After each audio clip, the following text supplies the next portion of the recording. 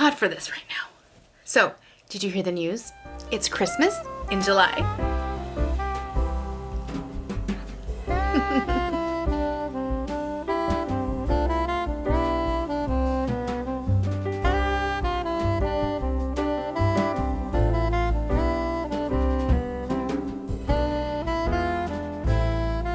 Hey everyone, my name is Yami. I am your Latina next door. Welcome back to my channel. If you're new here and you love high-end home decor and DIYs on a budget, as well as seeing amazing before and after DIY renovations, please make sure to hit like and subscribe so that you too can become part of the familia. Today is a special day because I am joining in with some of the most talented ladies on YouTube to do a special Christmas in July collaboration. This collaboration was made possible by my dear friend Shannon over at the Daily DIYer and the Cozy Christmas Cottage. She put this together for us, and there's going to be a playlist in my description box so you can check out everyone's videos to see what they created for Christmas in July. Christmas is my favorite time of year, and I decided that this year I was going to change the entire look of all of my Christmas decor. It's going to be a huge undertaking, but I am using thrifted items, things I already have on hand, repurposing some items, and just trying to be as creative as possible to save as much money as I can while changing the entire look of my Christmas decor. And this video is just the beginning, so I hope you enjoy it. Let's get started. Alright, so for this first DIY, we're going to be using these Christmas trees that I recently purchased at Goodwill. These trees were marked at $6.99 a piece, which I thought were pretty expensive for Goodwill. You guys, it looks like the Goodwill prices have caught up to me and now everything is super high at Goodwill. But I was in luck because this time when I went, the green was 50% off. So I only got these little trees for $3.50 a piece. So I thought that was a good deal. Now this is the only DIY in the entire video where I actually buy something for it. The rest of them are things I already had on hand. Now this little pot is from Target and it costs $3 and I purchased 2 of these. So if you like what I'm about to do with them, definitely get them now. So the next thing I'm going to be doing is I am going to be grabbing some of these little dots that I got from Dollar Tree. Now I've had these for a while. As a matter of fact, I used some of these to create a Look for Less video. I'll make sure to link it if you haven't seen that video, but I'm going to do something similar with this. However, I am going to be giving this a whole different look than what I did in my Look for Less. I will be doing 2 rows of these beads, but you can do as little or as many as you like. Now I would suggest you take your time when going around the pot and just trying to get this as even and level as possible. You don't have to measure or anything, you just have to eyeball it and just go all the way around and just make sure that everything sticks on level. As you can see here, I'm pulling it off and putting it back on several times. And sometimes I would have to get a new string of beads because the one before that I was pulling on and off didn't have any more stickiness to it. However, once you get them down, these beads stick on there pretty well. They actually have a very nice adhesive, so I really like using these. Now this next part was a little bit of trial and error. I was trying to use the paints that I already had on hand, and I had a picture in my head and it didn't come out quite the way I had envisioned it because I didn't have the right paints. So I'm going to show you the first paint treatment that I did because it did end up looking really nice, but it wasn't the look I'm going for Christmas this year. But of course I will show you in the end what I ended up doing. Now here you see me mixing like a mustard yellow chalk paint with a little bit of white chalk paint and some baking soda. I wanted the vase to feel textured. I began painting the pots with this color and I just proceeded to go all over the beads and all over the side of the pots. I also did a little bit inside the rim as well so that anything that I put inside you wouldn't be able to see that it used to be white. After it had one full coat, I decided that it was just too light for me and I went ahead and just applied the mustard yellow color all by itself.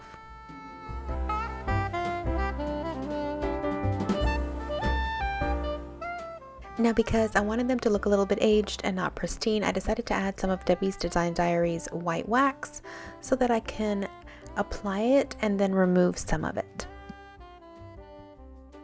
And I just took a stencil brush and then I worked it in all of the little grooves and all around, and I just worked in small sections. And I would come in with a damp cloth and remove it from the higher surfaces so that it would have that dimension. Now, as you can see, the color of the pot looks kind of like a very light terracotta, and then when I apply the white wax, it looks like it's an aged terracotta, which it came out really beautiful, and I was really happy with the finish, but it just wasn't what I was looking for.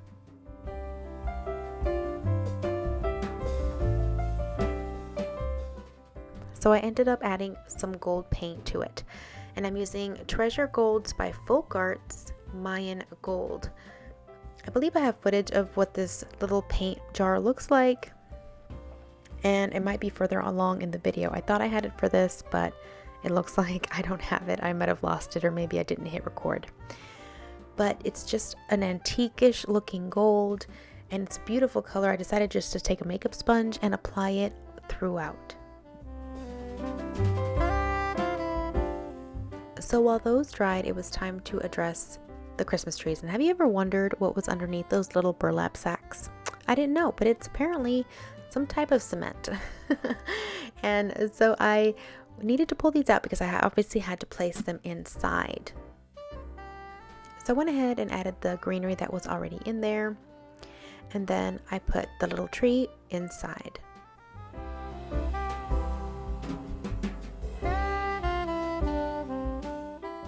I added a couple of the Dollar Tree Christmas stems inside as a filler.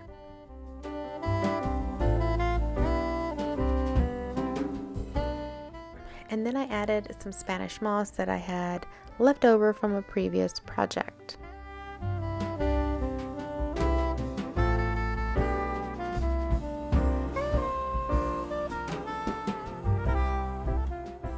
And then of course the final step was to fluff the tree.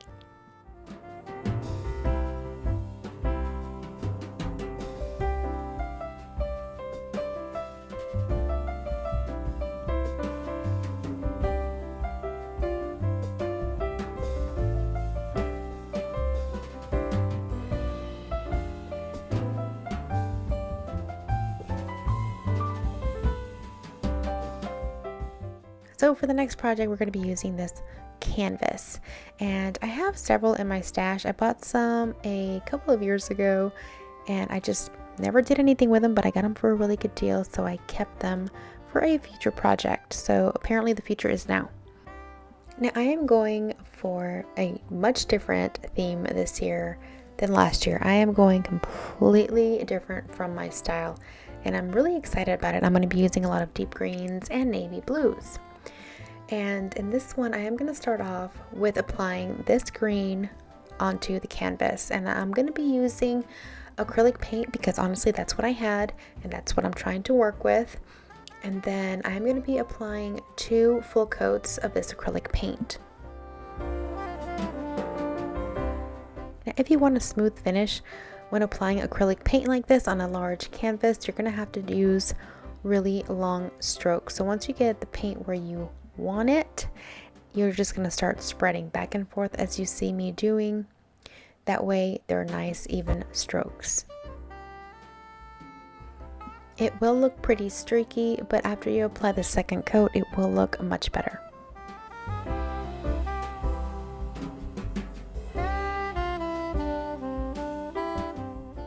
I didn't have a navy blue, and that's the color I'm going for, so I just took some blue chalk paint that I had and then added some black chalk paint to it and just tried to get the combination as close to what I was envisioning in my head. I will say this is a lot harder than what Bob Ross made it seem like. That dude blended colors so easily. It just takes me a lot longer. But in the end, I finally got the color that I was looking for. So I'm a little bit obsessed with tartan ribbon. I think it's absolutely beautiful, and I'm talking about the traditional navy blue and green. So I decided I wanted to try something like that on this canvas, and I had this stencil from Jamie Ray. I purchased it almost 2 years ago. I think it was one of the first items that I bought when I moved into this house for my craft stash, and I hadn't used it, so I thought this was the perfect time to do something a little bit different. Now I started off with a stencil brush and it was just not working out, so I went with my spouncers for this. So in order to get a nice pattern and avoid as much bleed through as possible, you do want to remove some of the paint from your spouncer before applying it onto your stencil, and it will give you a much better finish. It will never be perfect, but it'll be as close as you can get it. Also, if you're ever trying anything like this and you're mixing your own color, please make sure to mix enough paint the first time for your entire project. I barely made it at the very end, and it's obviously because you don't want to have to mix a new batch and then it not match the color that you had originally placed on to your canvas.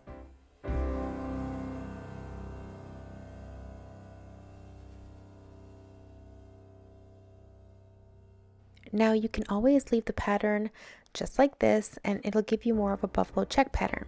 But I wanted to add a little bit more to this, and here is what that little bottle of gold paint looked like.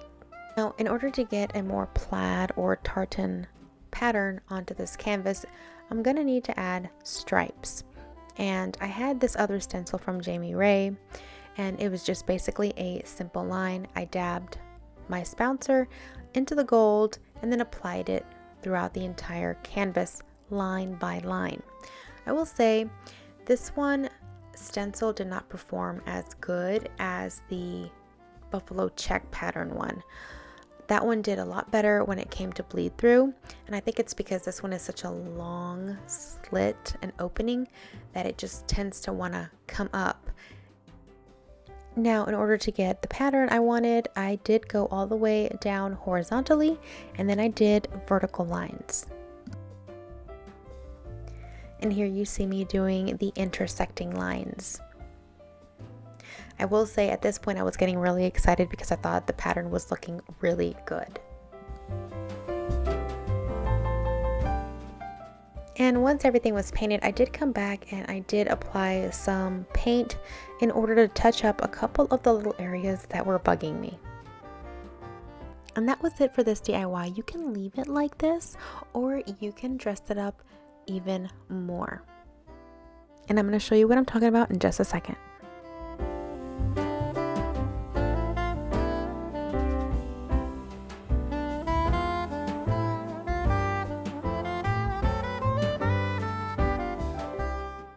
So for this next DIY, we're going to be using this really sad wreath. I got this in clearance last year, I think, for like $1.50 or something. It was so cheap.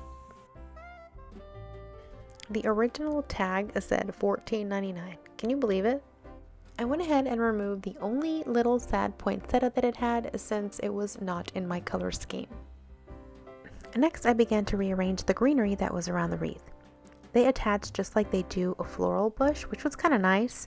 I thought it was a little bit heavy on one side and not the other, so I just fiddled with it until I was happy with how it looked. But even after rearranging a few things, it still looked a little sparse, and all I had was some of these little Dollar Tree picks. So I cut them in half, and then I attached them in different areas to kind of fill it in. Now, I know it looks a little janky right now, but it will look better in a minute. The point here was to add a little bit more greenery and color variation to the background before I applied the rest of the stuff that I had. Now, everything else that you see me use on this wreath were leftover from last year. We always have leftover picks or partly used bushes or stems from previous years, and a good way to use them up is by adding them to pieces like this. Now, even though I will be using navy and green for my colors this year, I will be accenting with hints of gold. And I had these gold berries left over from last year, which I thought would work perfect.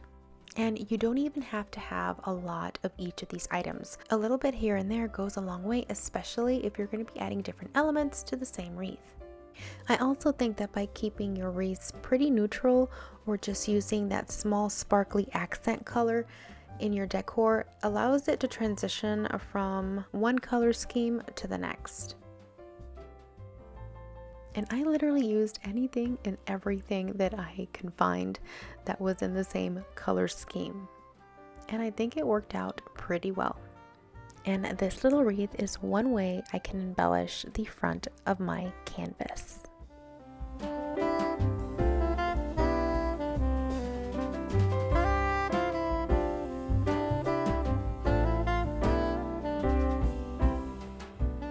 And then here, let me introduce you to my reindeer friend, Roger. And he's named Roger because all of the other really good reindeer names have already been taken. So, Roger, I've had for a couple of years as well. I bought this on clearance. I think it was a couple of dollars. He's styrofoam, but he's got a ton of silver glitter. And honestly, you can't really see it on camera, but he was a little bit too glittery and sparkly for me. And therefore, I never used it because it never went along with my decor. So instead of getting rid of the little guy, I decided to give him a makeover. And I took that paint that I used earlier, that same gold paint, and I applied it. And honestly, I don't know why I didn't do this earlier. It actually ended up working very well. I was a little scared of painting over all the glitter, but it ended up giving it a really nice texture. He almost looks like he's pissed off at me right now. Do you guys ever name your figurines or statues in your home? I also have a little French bulldog named Oliver. I need to know that I'm not the only one who does this. He honestly only needed one coat and that was it. And I decided to add it to that wreath in front of my canvas.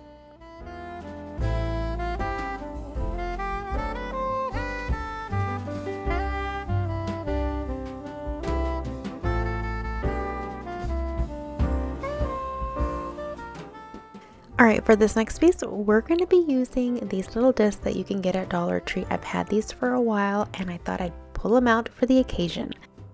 Obviously, I want them to match my new color scheme, and so I took that blue from earlier and mixed it with some black to create my navy. And since the paint is pretty dark and thick, I only had to give these one coat.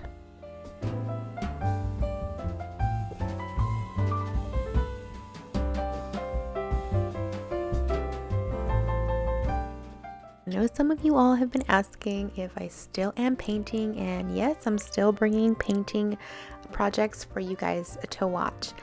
I'm going to be painting little wreaths on these ornaments, and the process is really simple in case any of you wanted to try it. I did trace out a circle in the center of the ornament, and then with a very small brush, I just began to paint on little leaves on that circle. I'm using that same paint from earlier where I applied it to that big canvas. I'm really trying to make sure I coordinate everything with the least amount of expense. All you have to do is paint the little leaves around the circle until they meet, and they don't have to be in any particular pattern.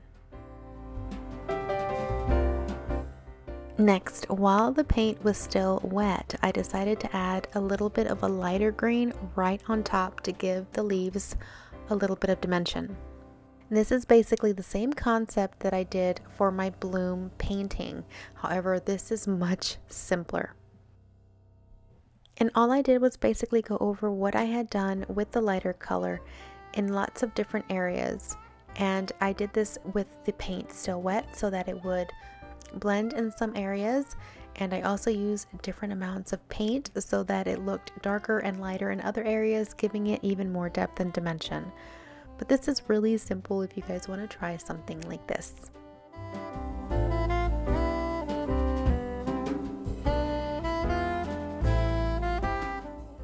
Then I came back with an even smaller brush and used that same gold paint that I had used earlier and began to add little gold berries throughout the wreath.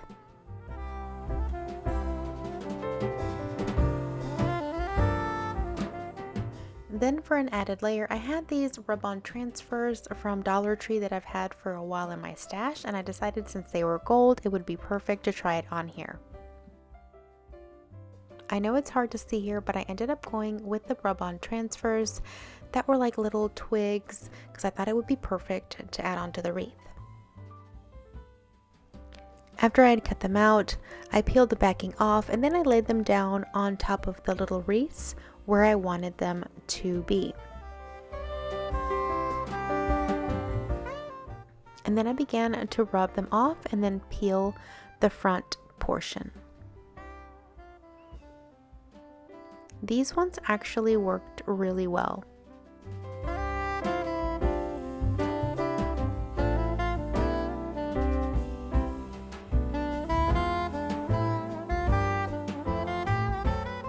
Next, I found this gold and white ribbon so that I can hang them on the tree.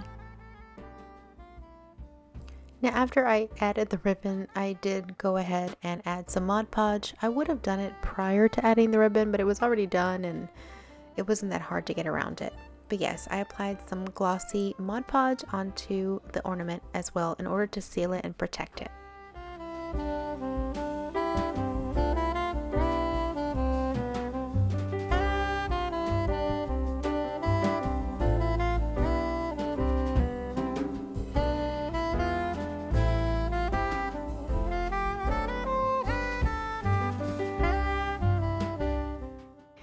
Alright, so for this next DIY, we're making really mini wreaths.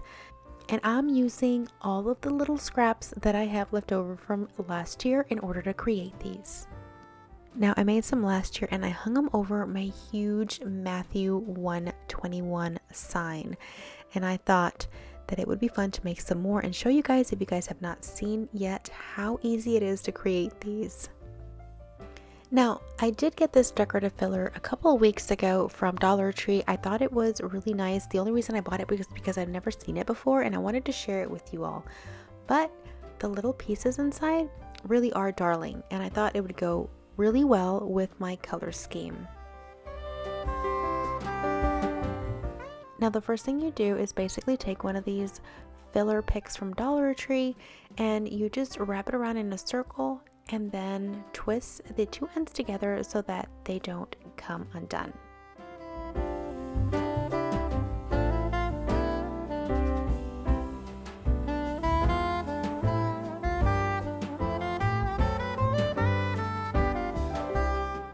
Now, since these are going to be very small wreaths, you're going to want to not just pull off the foliage from the stems, but you're going to want to cut them down a little bit, and I like using my pliers for this.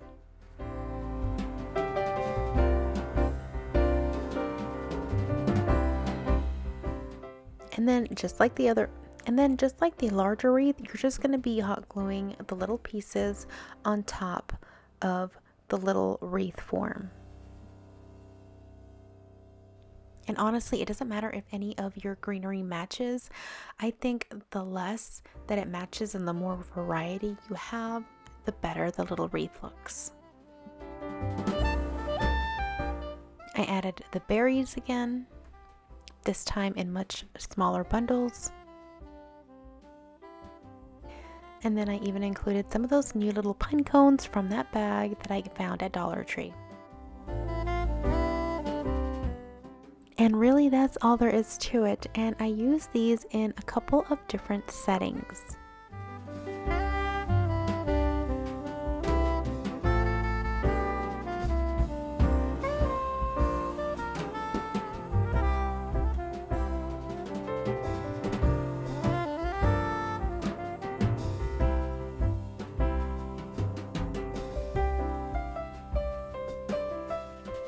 Well, that is it for my episode of Christmas in July. I hope you guys enjoyed it. If you did, please make sure to give it a thumbs up and let me know in the comments below which one of these was your favorite.